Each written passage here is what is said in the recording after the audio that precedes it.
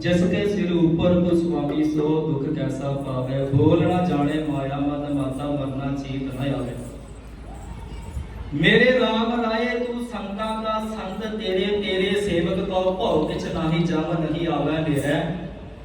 जो तेरे रंग राते स्वामी तिनका जन्म मरण दुख नासा। तेरी बख्शना मिटे कोई साधु का दिलासा।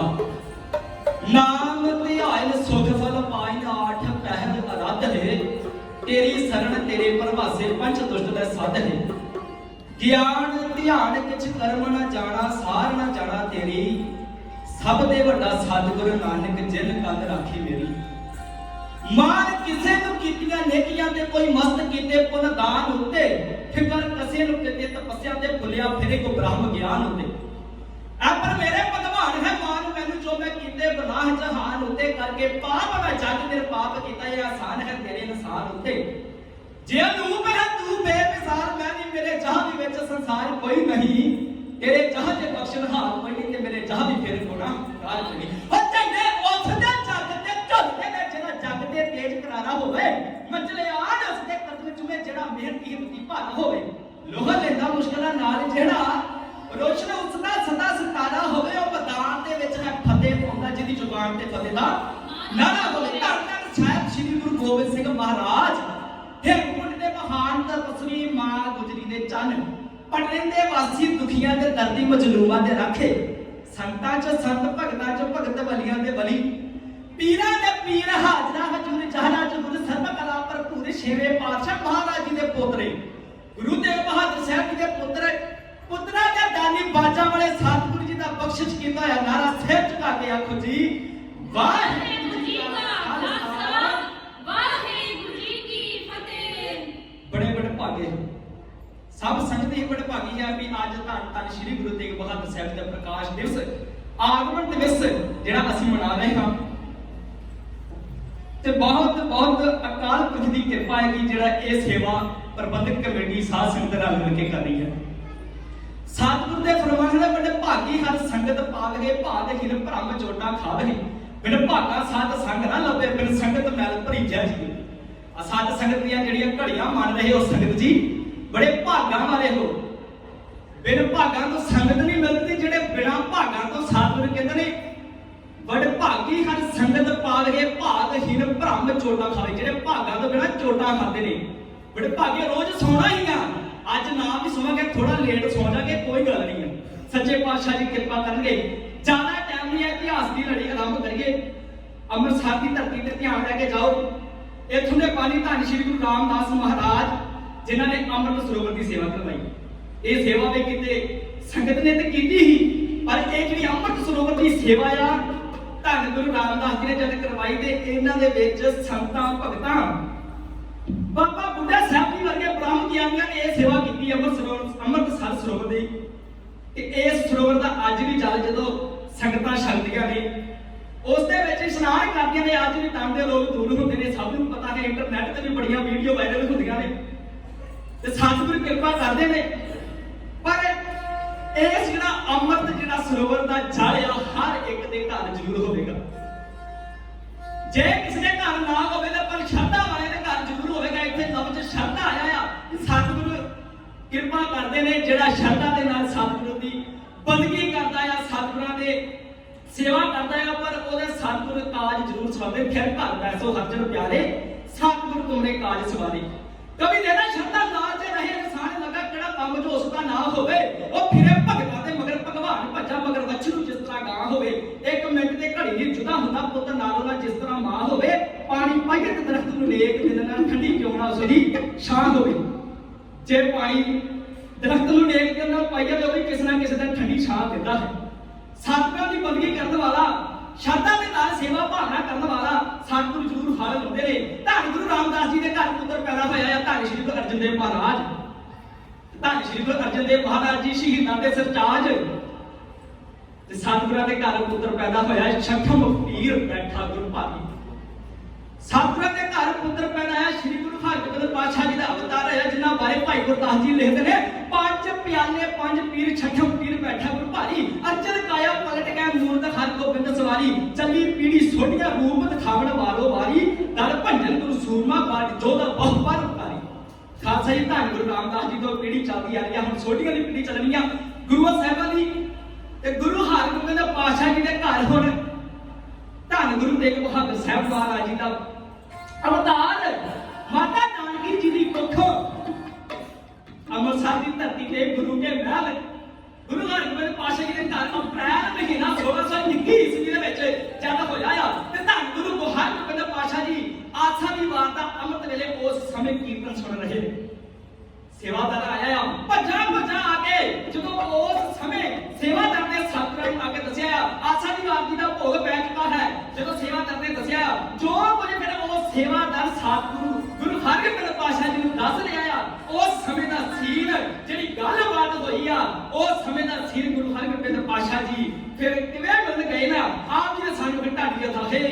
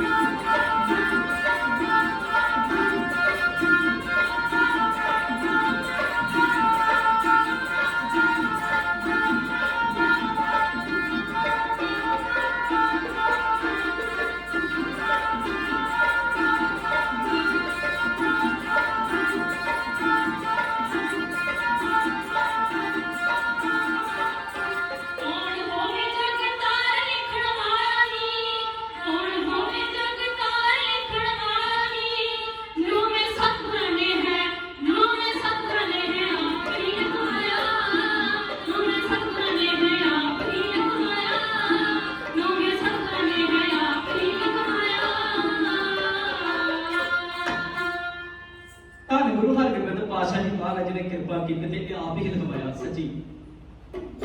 ਗੁਰੂ ਹਰਗੋਬਿੰਦ ਪਾਤਸ਼ਾਹ ਜੀ ਨੇ ਇਹ ਦੋ ਕਿਤਾਬਾਂ ਲਵਾਈਆਂ, ਸਾਰਾ ਪ੍ਰਸੰਗ ਲਿਖਣ ਦੀ ਕਿਰਪਾ ਗੁਰੂ ਪਾਤਸ਼ਾਹ ਕਿਰਪਾ ਕਰਨਗੇ ਹੋਰ ਵੀ ਚੜ੍ਹਦੀ ਕਲਾ ਦੇ ਵਿੱਚ। ਧੰਨ ਗੁਰੂ ਹਰਗੋਬਿੰਦ ਪਾਤਸ਼ਾਹ ਜੀ ਨੂੰ ਜਦ ਇਹ ਸੁਨੇਹਾ ਮਿਲਿਆ, ਸੇਵਾਦਾਰ ਨੇ ਦਿੱਤਾ ਹੈ ਸੁਨੇਹਾ ਕਿ ਆਪ ਜੀ ਦੇ ਘਰ ਇੱਕ ਹੋਰ ਚੰਗੀ ਆਇਆ ਹੈ। सतगुਰਾਂ ਦੇ ਪਹਿਲਾਂ ਵੀ 4 ਭੁਜੰਗੀ ਸਨ, 1 ਪੁੱਤਰੀ ਹੈ। ਸਤਗੁਰਾਂ ਦੇ ਉਹ ਭੁਜੰਗੀ ਬਾਬਾ ਗੁਰਦਿੱਤਾ ਜੀ, ਸੂਰਜਮਲ, ਭਾਈ ਅਣੀ ਰਾਏ ਜੀ, ਬਾਬਾ ਟੱਲ ਜੀ ਤੇ 5ਵੇਂ ਥਾਂ ਤੇ ਬੀਬੀ ਵੀਰੋ ਜੀ ਹਨ ਤੇ 6ਵੇਂ ਥਾਂ ਤੇ ਧੰਨ ਗੁਰੂ ਤੇਗ ਬਹਾਦਰ ਸਾਹਿਬ ਜੀ ਦਾ ਅਵਤਾਰ ਹੋਇਆ, ਜਿਨ੍ਹਾਂ ਦਾ ਨਾਮ ਤਿਆਗ ਮੱਧ ਰੱਖਿਆ ਗਿਆ। ਧੰਨ ਗੁਰੂ ਤੇਗ ਬਹਾਦਰ ਜੀ ਦਾ ਅਵਤਾਰ ਹੋਇਆ ਤੇ ਭਾਈ ਗੁਰਦਾਸ ਜੀ, ਬ੍ਰਹਮ ਗਿਆਨੀ ਬਾਬਾ ਬੁੱਢਾ ਸਾਹਿਬ ਜੀ ਗੁਰੂ ਹਰਗੋਬਿੰਦ ਪਾਤਸ਼ਾਹ ਜੀ ਦੇ ਨਾਲ ਗਏ ਨੇ ਤੇ ਉਸ ਸਮੇਂ ਤੱਕ ਰਹੇ ਨੇ ਤੇ ਸਤਿਗੁਰਾਂ ਨੇ ਆਪਣਾ ਸੀਸ ਥੋੜਾ ਝੁਕਾ ਦਿੱਤਾ ਤੇ ਉਸੇ ਵੇਲੇ ਹੀ ਆਪਰੇਸ਼ਨ ਭਾਈ ਬਿਧੀ ਚੰਦ ਜੀ ਨੇ ਕਰ ਦਿੱਤਾ ਕਿ ਸਤਿਗੁਰੂ ਪਹਿਲਾਂ ਵੀ ਪੁੱਤਰ ਹੋਏ ਹਨ, ਇੰਨਾ ਸਤਿਕਾਰ ਨਹੀਂ, ਛੋਟੇ ਪੁੱਤ ਨੂੰ ਸਤਿਕਾਰ ਦੇ ਰਹੇ ਹੋ। ਇੱਕ ਗੱਲ ਹੋਰ ਦੱਸਣ ਯੋਗ ਹੈ ਕਿ ਧੰਨ ਗੁਰੂ ਹਰਗੋਬਿੰਦ ਪਾਤਸ਼ਾਹ ਜੀ ਬਾਬਾ ਗੁਰਦਿੱਤਾ ਜੀ ਨੂੰ ਬਾਬਾ ਗੁਰਦਿੱਤਾ ਜੀ ਹੀ ਕਹਿੰਦੇ ਸਨ, ਨਾ ਕਿ ਗੁਰਦਿੱਤਾ ਜੀ। ਉਹਨਾਂ ਦਾ ਸਤਿਕਾਰ ਇਸ ਕਰਕੇ ਕਰਦੇ ਸਨ, ਇਸ ਦੇ ਪਿੱਛੇ ਵੀ ਕੋਈ ਕਾਰਨ ਸੀ। ਧੰਨ ਗੁਰੂ ਹਰਗੋਬਿੰਦ ਪਾਤਸ਼ਾਹ ਜੀ ਜਾਣਦੇ ਸਨ ਕਿ ਬਾਬਾ ਗੁਰਦਿੱਤਾ ਜੀ ਦੇ ਘਰ ਧੰਨ ਗੁਰੂ ਨਾਨਕ ਦੇਵ ਜੀ ਦੇ 7ਵੇਂ ਵਾਰਿਸ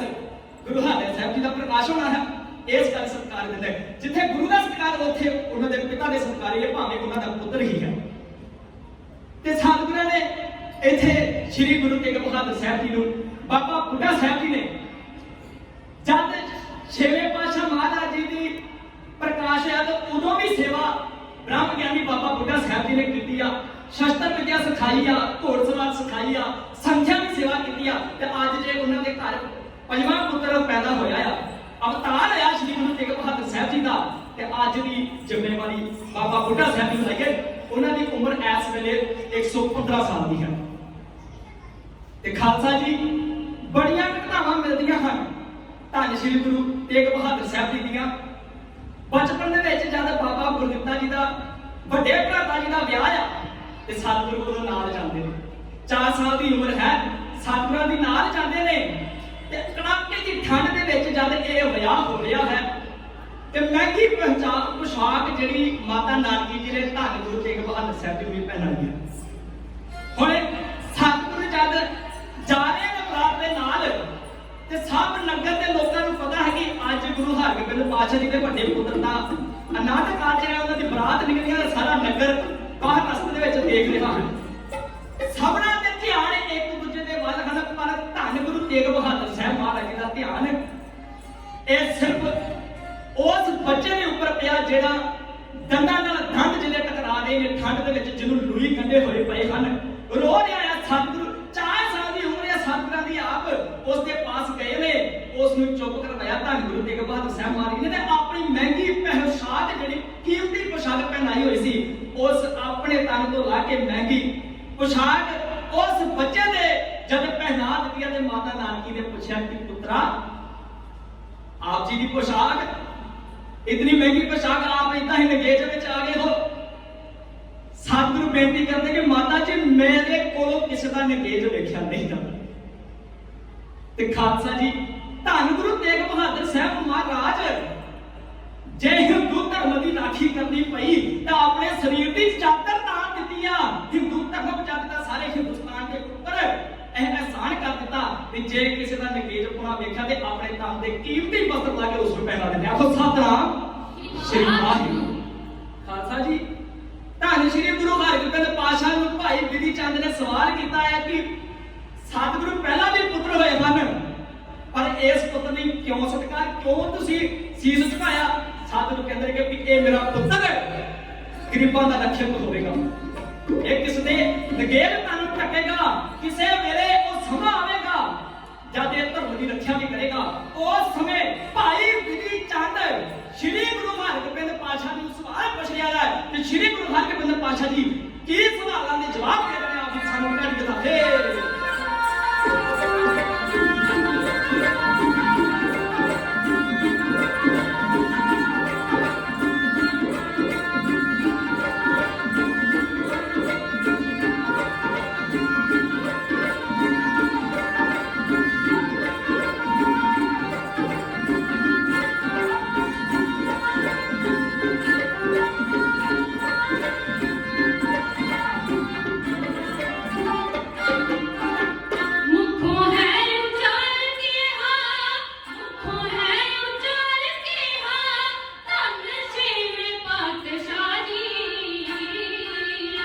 पंजवा पुत्र मेरा हो, पंजवा पुत्र मेरा जपी तपी हक वाला।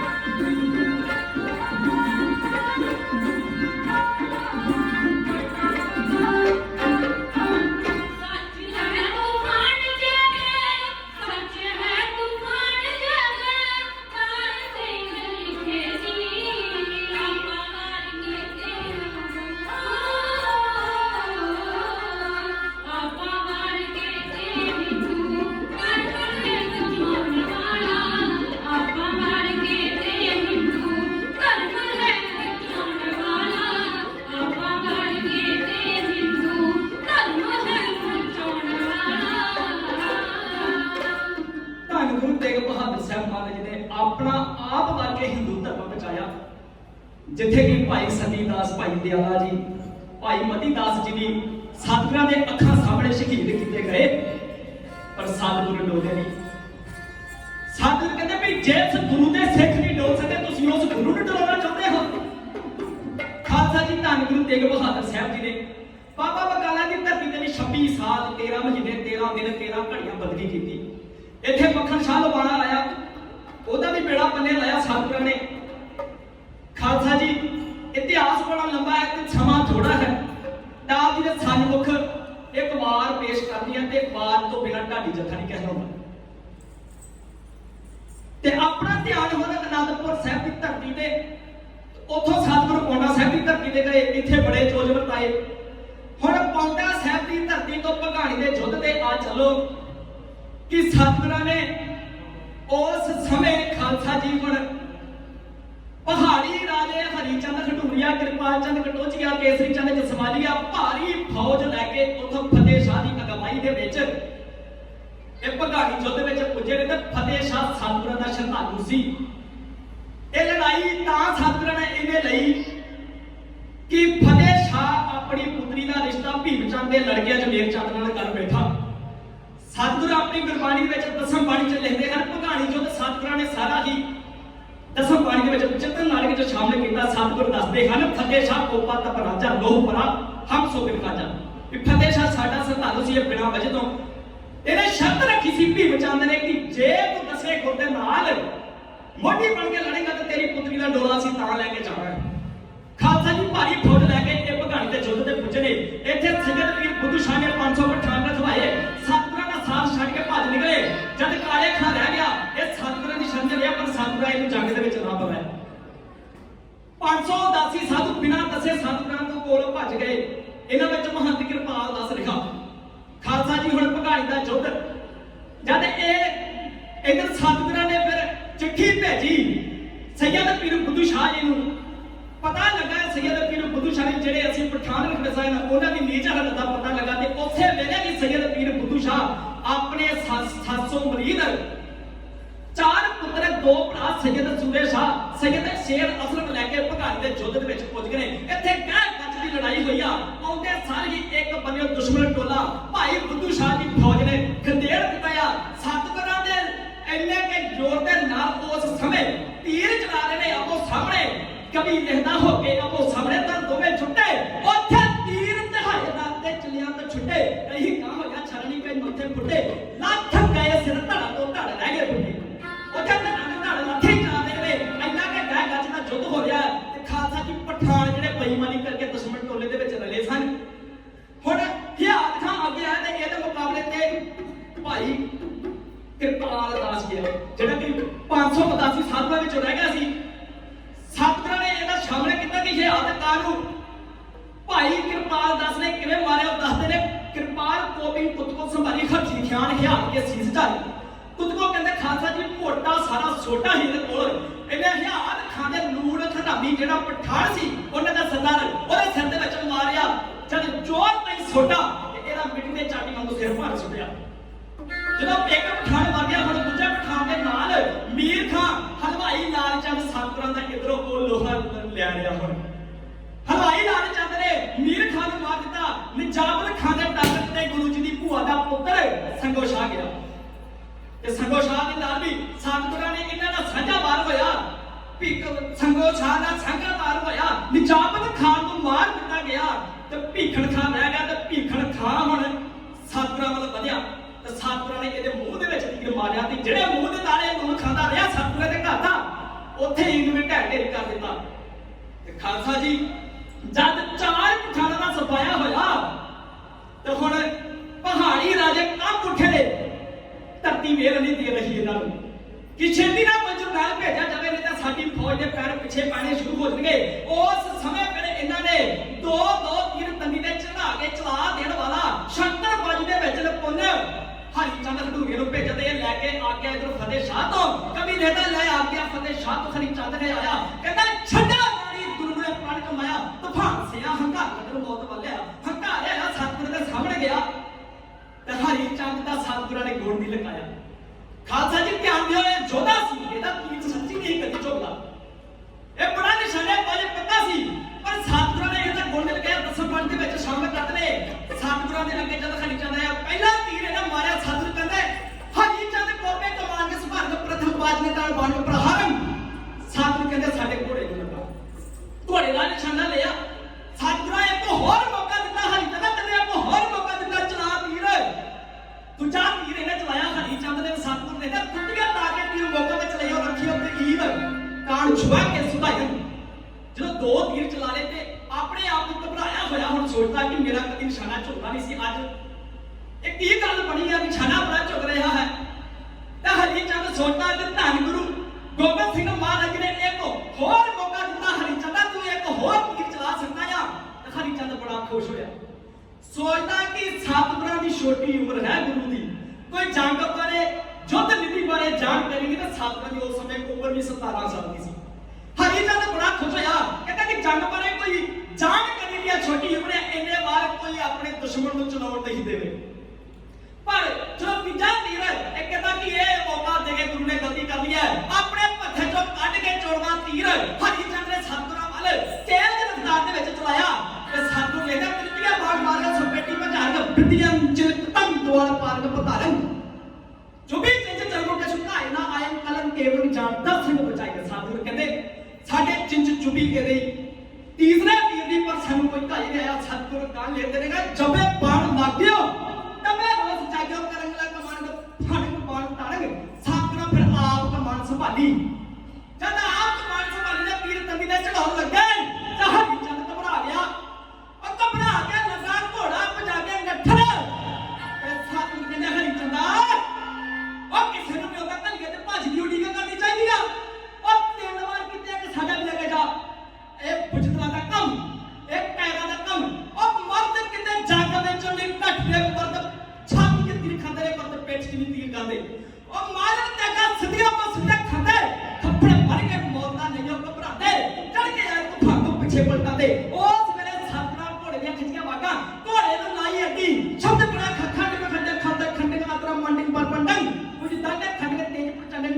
मन पास सबन सुख संता करदम गुरबत दर्द किलबा हल्ला असलन जा जा कर श्री के परम मम प्रतिपान जा तेगम श्री जा तेगम गगन मामे बाजे ऊपर निशाने का हो खेत जो माटे सुरमा जुजुन को दो सुना सो का चल गया तो लाने दिन का है बता पुरचा पुरचा कट मरे कब में छाटे खेत है जो को प्रेम कलर का चाव सीरता तनी गली में आओ एकदम मार के पैर तनी जैसे पिचा काम ना पिचे सच्चा पाशा गया खाली चंदा तेरे उस्ताद ने तेरे तीर चलाने दसिया और पहले का दमदार ने जागड़ पे जाके ठंडी डाल गया जोली दे लिया हट जा उड़िया राजा और कमरा ही गया और तीर खाई डाले तीर है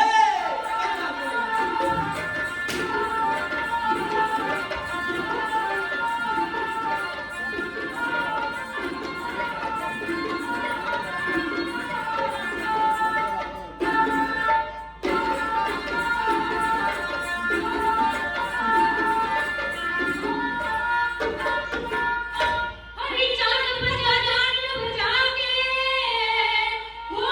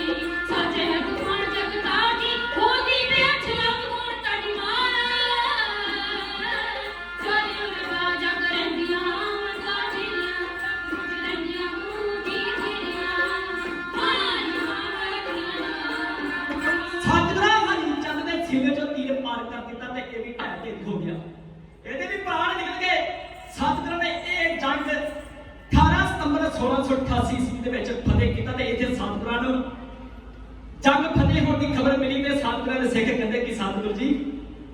ਆਪ ਜੀ ਨੇ ਇਹ ਜੰਗ ਫਤਿਹ ਕਰਦੇ ਸਤਿਗੁਰਾਂ ਨੇ ਇੱਥੇ ਅਸੀਂ ਜਿਹੜਾ ਨਾਰਾ ਬੁਲਾਉਂਦੇ ਹਾਂ ਭਗਾਣੀ ਯੁੱਧ ਵਿੱਚ ਸਾਨੂੰ ਸਤਿਗੁਰਾਂ ਨੇ ਕਿਹਾ ਕਿ ਨਹੀਂ ਅਸੀਂ ਜੰਗ ਨਹੀਂ ਫਤਿਹ ਕੀਤਾ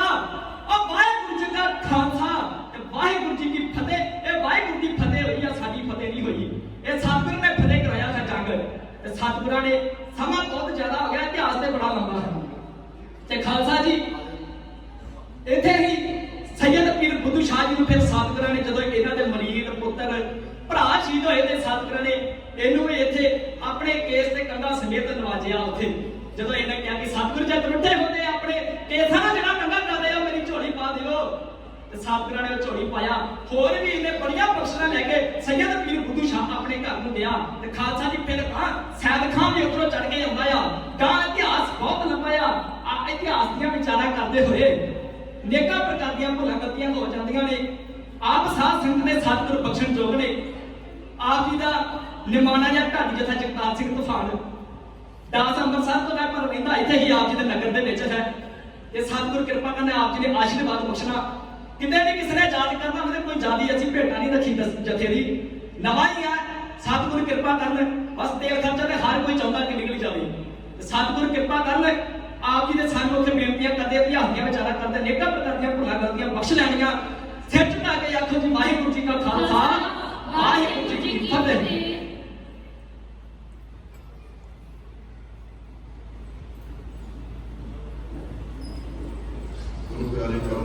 ਗੁਰੂ ਸਾਹਿਬ ਜੀ